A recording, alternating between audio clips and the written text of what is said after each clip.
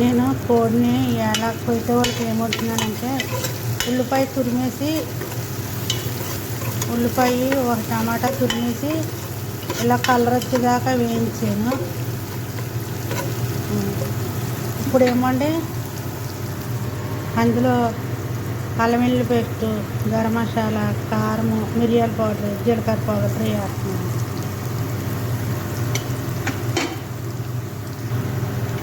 ఇప్పుడు బియ్యం వేస్తున్నానండి.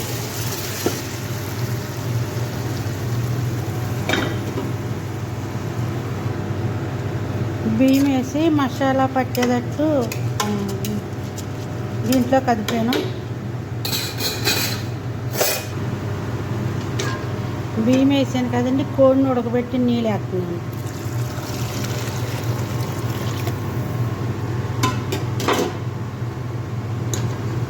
ఒకసారి ఇలా కదపాలి.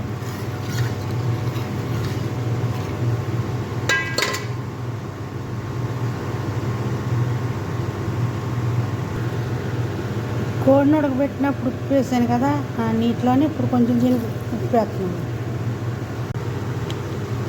ఇంకా అన్నం ఇంకా కొద్దిగా ఉడకాలి. ఇప్పుడు ఫ్రై చేసిన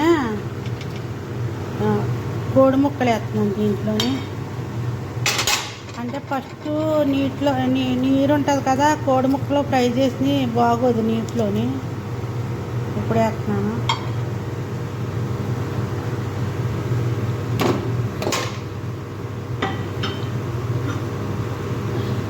దీని తర్వాత ఈ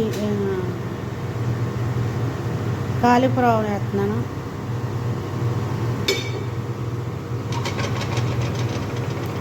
వేయించి కాసేపు మగ్గనిచ్చి చూపించాను.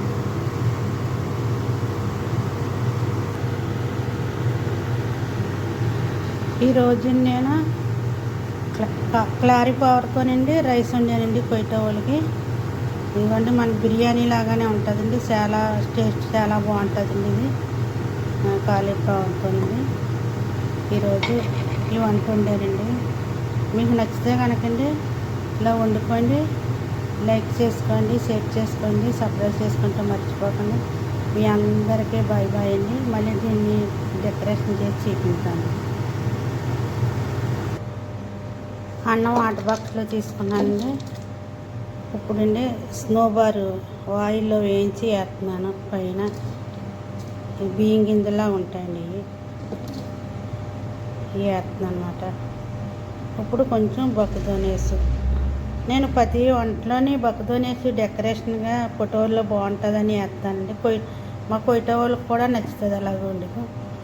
సరే అండి, మీకు ఇలా నచ్చితే కనుకండి లైక్ చేసుకోండి, షేర్ చేసుకోండి, సబ్స్క్రైబ్ చేసుకుంటే మర్చిపోకండి. నేను ఇది రెండోసారి మిమ్మల్ని అడుగుతున్నాను.